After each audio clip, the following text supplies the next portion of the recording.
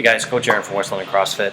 If you notice, the cycles contain a lot more Olympic lifting, primarily in the power variations, as well as some of our snatch deadlifts, so on and so forth. Just want to touch on a couple things about finishing the second pull in the snatch and the clean, but primarily the snatch here, and how it can be either make or break for a lift and your body. So I've got some examples written up here on the board. First example we look at here is a good lift. So it's starting from the beginning of the second pull. We've already completed the first pull. Our knees are back out of the way. We're well over the barbell. We have a nice curve in our spine, both thoracic and lumbar. We're feeling good. Barbell's going to move up towards our hips. Our knees are going to rebend at the knees a little bit and be ready to explode. And then we're going to extend here through the knees and the hips.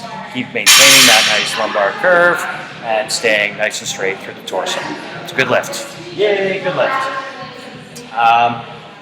Over here, we have a classic example of the most common fault you're going to see in pretty much any of the Olympic lifts, but definitely in the snatch, which is what I like to call cutting the second pull. So what's happening here is you notice there's no beginning or middle stage here between the knee, beginning of the second pull and the extension. We just have knee to extension. So what's happening there is, rather than bringing ourselves into that upright position with our knees rebent, hips ready to fire, we're just going right from that bent over hang position to extension. It's going to drive the barbell way out forward, and we're probably going to end up missing our lift. It's going to be not very powerful, and the barbell is going to go way out in front. We're going to end up chasing it. It's going to be a bad time. Another thing we have here is just a lack of hip extension in general.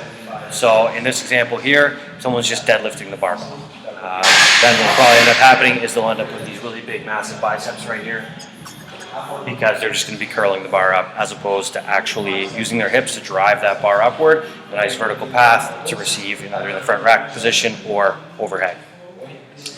And then over here, this is probably fairly common, but much less easy to catch. And this is just a hyperextension of the lumbar spine down here when we're finishing that pull. So this may still look like a good lift, but if we are really overreaching, bringing our hips way through and putting hyperextension in that spine, not great position-wise. It's going to leave us loose. It's not going to be a nice sturdy platform for us to receive the barbell, and there is potential to injure yourself a little bit there.